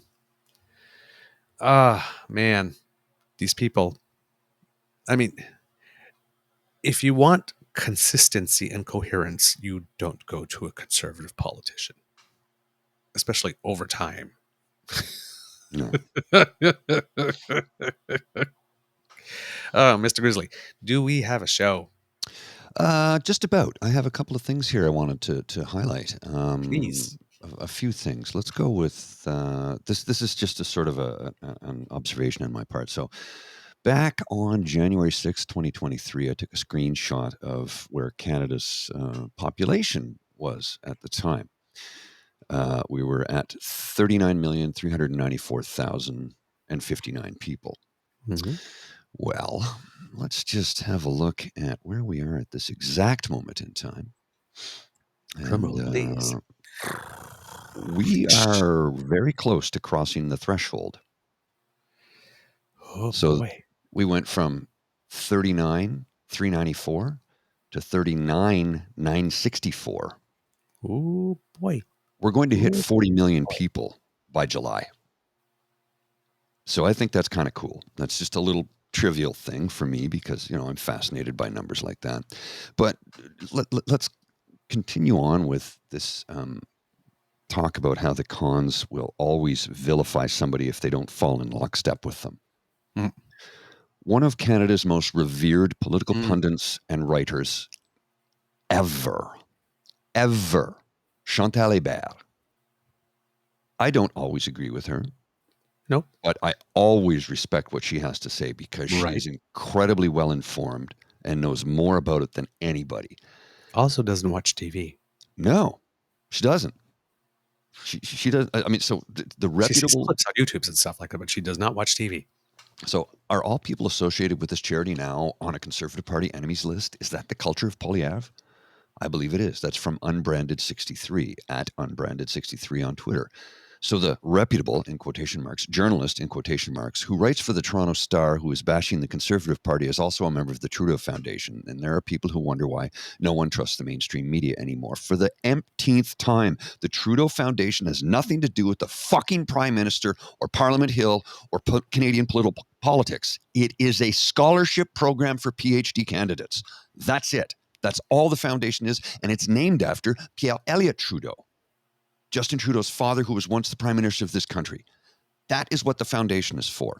These Who has been fucking dead for over conservatives. 20 years. Jesus, it's over 20 years. These fucking conservatives who are just trying to make a mountain out of every goddamn molehill. It's, dude, I'm so pissed. I'm so pissed. It's like, fuck, stop bullshitting and gaslighting Canadians, because that's what this is. This is a Mount Everest of human fecal matter. Yeah. So when the motion passed, Jagmeet Singh is quoted as saying, "I believe that Mr. Johnston is an absolutely honorable person. If he sees the will of the House is for him not to continue, I believe he will take that as a clear message that he cannot continue to do his work and he'll step down." So given that he has not done this, Mr. Singh is now, David Johnston, an absolutely dishonorable person. Because you kind of set yourself up with that phrasing. I believe he's an honorable person, so now that we've asked him to leave politely, he will. Mm-hmm. Mr. Johnson said he deeply respects the House's right to express its opinion, but his mandate comes from the government, and thus he has a duty to continue his work. Which is the diplomatic speak to, yeah, that's nice, dears, now fuck off. And we have the Prime Minister noting for the second time now, you will notice that the opposition parties are not emphasizing any disagreements with the actual report or conclusions. They're continuing to do ad hominem attacks, personal attacks against David Johnston. He's not wrong, you know. No, he's not. He's not wrong. Where has been either PP's or Blanchett's or Mr. Singh's detailed, thoughtful, thorough analysis of the report with counter arguments that are underpinned by facts that are verifiable? Yeah, thought so. Oh, yeah. I see that we have Kit Pete with us from Down Under. Good morning, my friend. Or good evening, my friend, where you are. Yes, it's definitely evening there. This one's for you, because we had a little tidbit. Australia's House of Representatives has recently passed a bill to hold a referendum that, if successful, would lead to the formal recognition of Indigenous people in the nation's constitution. The bill still needs to pass in the Senate. Nice. So that's kind of interesting. Probably a development of the UN Declaration on the Rights of Indigenous People following, but that's a little move. So yay, way to go, Australia. Right on. And what else do I have? Yeah. Oh, yeah, I think that's good for now. Mr. Grizzly, what do you think? We've got a show? Yeah, I think so. I think I've. Let me just check and see. Sorry, I'm doing 4 things at once here. You know what? Oh, here's something I wanted to post. I'm going to post a link to the chat in it. You know how I rail on about Christofascism and extreme right-wing religious fundamentalists who call themselves Christians, but they're the furthest things from Christians that they could possibly be, and how they're trying to take over our government and create a theocracy, a religious state in Canada? Well, here's another one for you, and this is from the CBC. CBC News investigates inside the fundamentalist Christian movement that wants to remake Canadian politics. Internal document reveals ambitions of anti-LGBTQ group that is part of populist movement. I'm going to put a link to that in the chat. I've just posted it. So I strongly recommend everybody go and give this a read. This was posted at 4 a.m. today on the CBC. Now, there are trigger warnings. The story contains anti-trans comments and deals with suicide. So these are people who call themselves Christian. If Jesus were alive, he would kick their asses for mentioning his name along with their hatred. He'd flip a few tables. Yeah, a few dozen tables. He'd be kicking ass and taking names. This is the furthest thing from love that there is. The furthest thing. This is hatred. And again, they want to take over this country, strip you of your rights, strip you of your individual freedoms, destroy this country that we have spent a century and change building, and we still have a long way to go. They want women barefoot, pregnant, and in the kitchen making you a sandwich. They want all LGBTQ plus rights to be stripped. Women will not have the choice of making a medical decision when it comes to childbirth or contraception. Oh, they'll make contraception illegal too. They want to take us back to a time that I don't know when, 150 years ago, 200 years ago, where people of color knew their place and where the gays were in the closet. These are not good people, and they will fuck every one of us over to get what they want. And guess who is their token poster boy? Can you guess? Can you guess who they've really endorsed and want? Guess who that is? I'm not going to say his name. You got to figure that out for yourself. But every now and then I have to pee.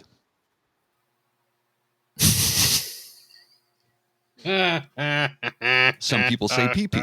Some people say you got, if you have an infant, you'll say, do you got to go pee-pee? Sometimes, but I'm not going to say his name. But if you pee in the air, you might have it blow back on you. So. Yeah, got Kid Peter going, gosh, what you're saying sounds like The Handmaid's Tale. It's exactly what it is, Pete. It's exactly what it is. Yep. They want to Yep. take us into Gilead. And as Margaret Atwood has stated hundreds of times, and I'll state it once again, loud and proud and clear for everybody to understand, The Handmaid's Tale is not a manual. And I would like to add that The Purge is not a documentary. No, it is not. I urge everybody to go and read that story, retweet it, rebroadcast it, get it out there. People need to know that there are bad people in this country who are trying to go in with the good intentions of, Christianity when they're not Christians at all. They're the furthest thing from it. If they are preaching hatred, that is not Christ-like. That is not love. No. That is evil. Yeah. There was this thing going around Easter. It was like this pig, it's cartoon, but like Jesus is like sitting there talking to people and says, "Love one another." And some guy is like even the gays, even this, and it's like, and then bottom's like, "Did I stutter?" And then there was another one's like, "Love everyone, even the gays." Yeah, the gays. What about Brad? He's kind of a dick. Yes, even Brad. Yeah, take that, suckers. Not now, Brad. Did you not hear me the first 6 times? I'm trying to help you, Brad. Don't be a dick while I'm trying to help you. Even Brad? Yes, even Brad. Yeah, eat me, suckers. Not now, Brad. Not now. Yeah. Oh, man. All right. Before we go, I have one little bit of good news Oh. because, well, I'm a tennis freak and the Mm. French Open is going on. Now, sadly, there are no more Canadians already in singles. Mm. Our top players, for some reason, are having a lot of trouble of late. Felix Auger-Aliassime has had a shoulder problem and has been losing early in many tournaments, and apparently had a food poisoning type Ooh. issue the night before he played his first match. So, of course, he got his butt kicked. Denis Shapovalov made it to the third round, which is interesting because he's had a terrible year so far, and this is one of his best results. Leila Annie Fernandez, for some reason, has had difficulty getting out of the first or second round in several tournaments, is now dropped to almost like 88th in the world or something. Oh, wow. And she was 13th once. Bianca Andreescu had a decent tournament considering that she's coming back from injury. She made it to the third round for the first time, but then played against a lady named Lysia Tsurenko, against whom she's had to default twice, retire twice. And this woman, I don't know what she ate for breakfast that day, but nobody on earth could have beaten her.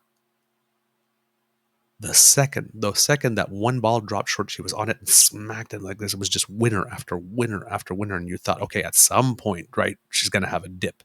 None. Wow. She was a machine on that day. Nothing could have stopped her. So Bianca was just like sitting there at one point. She said, "Why do I keep on doing this?" It's like, and the number of times I've yelled at myself playing tennis. I know what I'm doing wrong. Why do I keep doing it? So yeah, I could relate to that feeling. But good thing happened in doubles.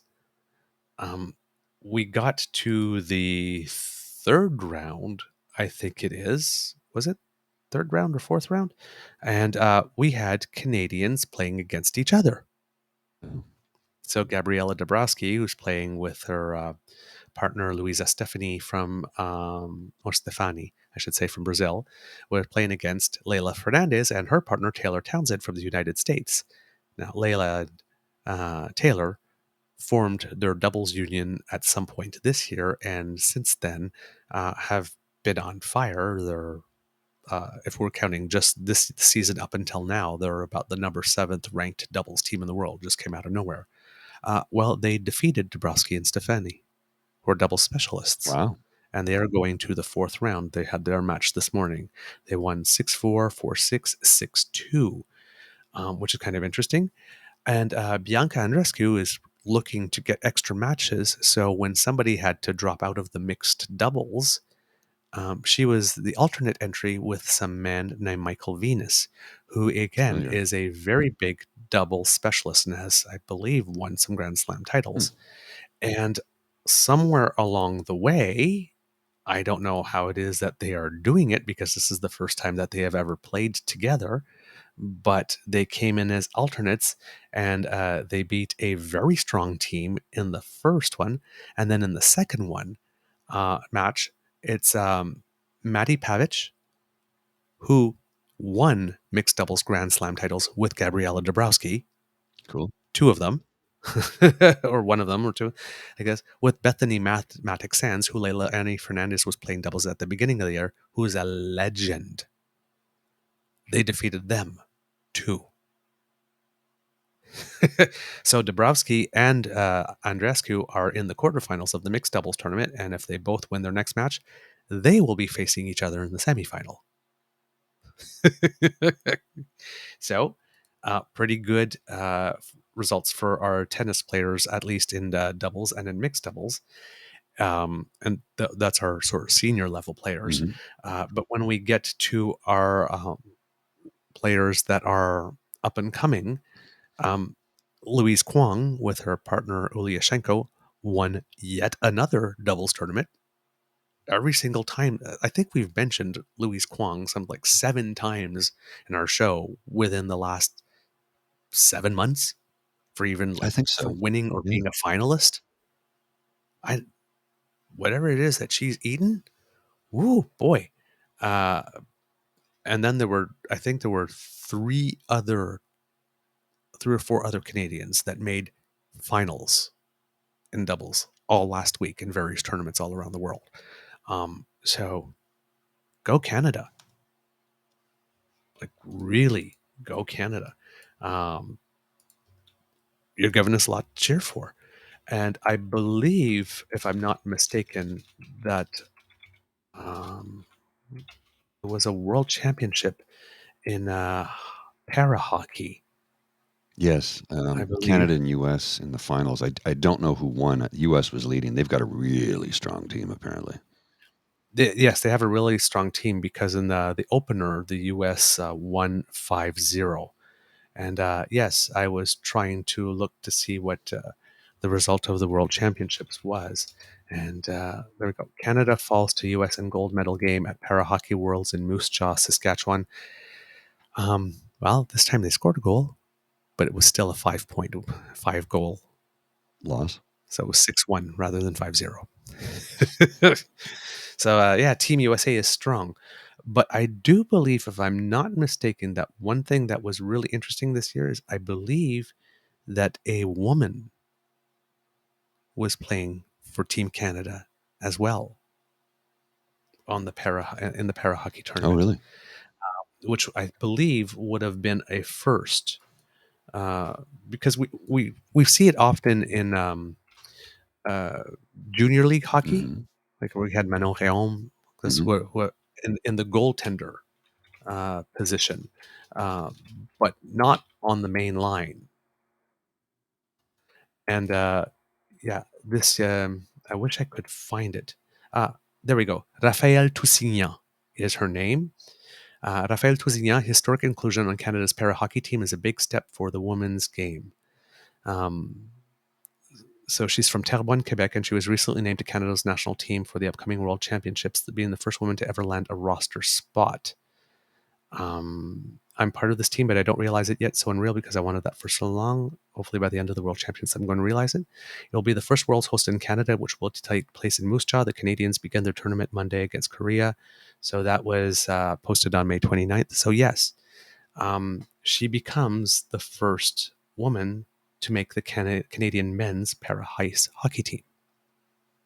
That should send the people, I don't want biological males competing with biological women in sports because they're trans. Yeah. That might make a couple of minds explode. Notice that they're never concerned about biological females competing with biological males in sport, but they're always very concerned about biological males competing with biological females. Just like they're always really worried about what happens in girls' bathrooms, but never worried about what happens in boys' bathrooms. They don't care about the kids, because they'd care about all the kids. They don't care about the sports or fairness because, well, they would care about all of it. And here's the thing is that if trans men and trans women are neither men or they're supposed to be men or women biologically, but you don't really want them competing, but you're not willing to spend the money to create a trans category or trans class for all sports at all levels Mhm. and fund it, then aren't you admitting that the world is not binary? Well, Because if they don't fit in biological male and biological female, and you don't want to create a space for them, well, then they fit nowhere. So that wouldn't necessarily mean that there's more than two. hmm Because, as we mentioned, 98% of the world's chemicals are oxygen and hydrogen. But that doesn't mean aluminum is not important or doesn't exist, or copper, or mercury, or helium, yeah. or lead, gold, silver. So we have a similar situation here. But now, so if a biological woman plays with biological men, well, that's clearly okay. Yeah. You might have to rethink your positions, people. Just saying. Just saying. But good for her. Good for her.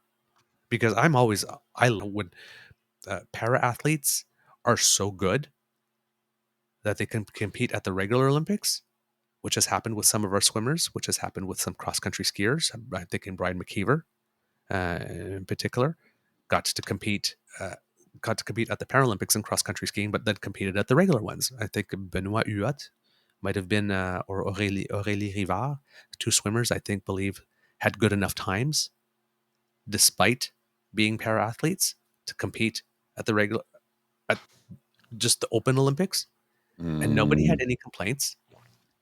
I know they had some problem with Oscar Pistorius at the moment because he had the blades for running, and then, but I mean, it's only when trans people want that we have a problem. When everybody else performs higher than what would be expected for whatever we consider their physical ability to be, we celebrate it. Except for trans people, that we single them out for special treatment.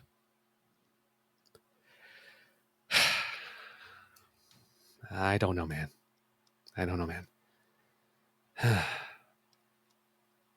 We live in a weird world.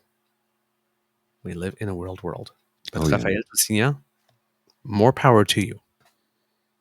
More power to you. All right, kids. That's the end of this episode of the Daily Beaver podcast. We hope that you loved listening to us because we love making this for you.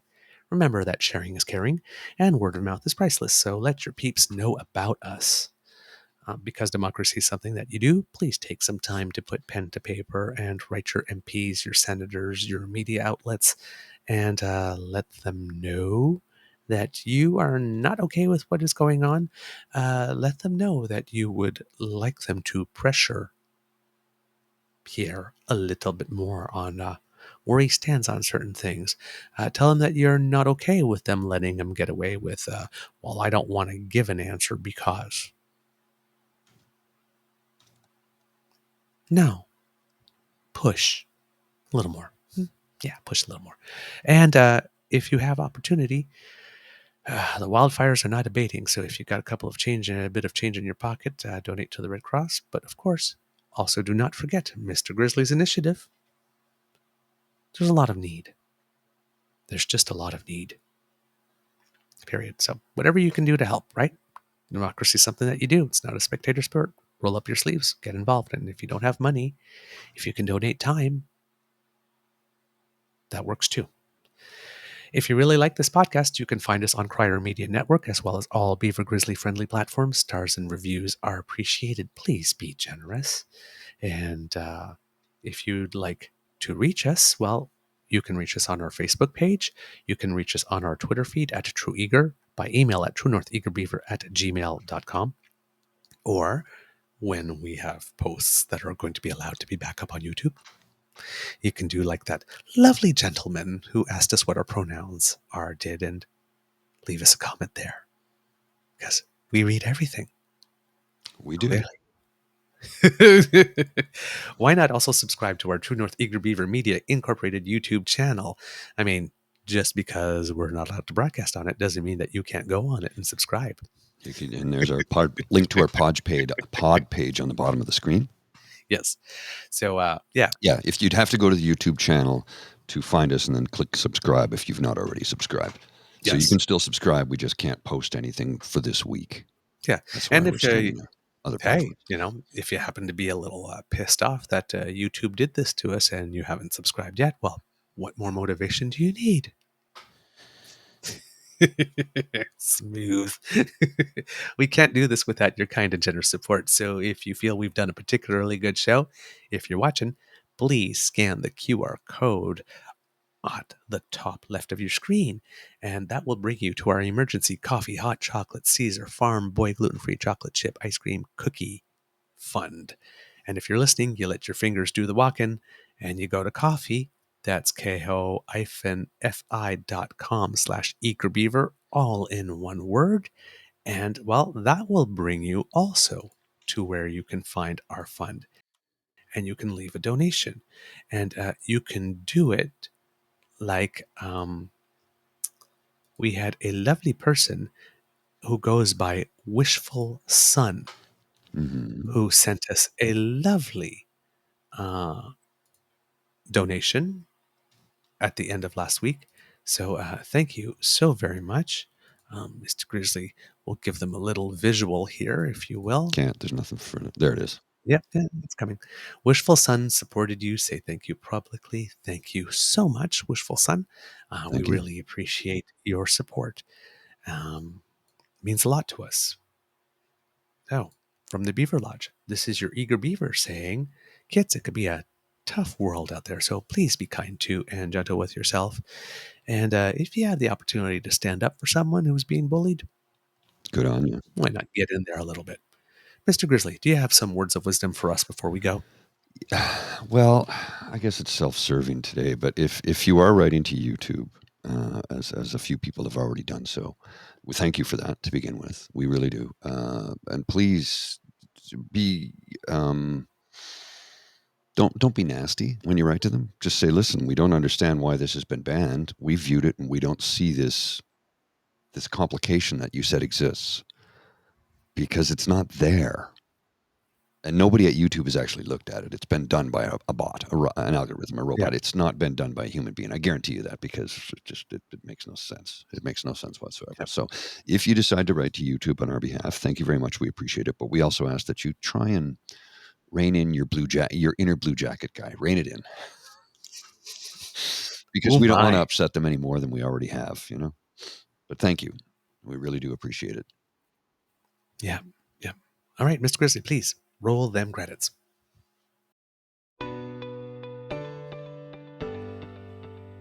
You are listening to a True North Eager Beaver Media Podcast. The True North Eager Beaver podcasts are proudly brought to you by our founding sponsors, the Miss V Mysteries from Corvid Moon Publishing, your source for science fiction, fantasy, and cozy mysteries featuring a broad diversity of characters. CanadianTarot.com, your uniquely Canadian online eclectic tarot community and forum, and the Pepper Master, hot pepper sauces made from fresh farm ingredients to thrill your taste buds and expand your mind.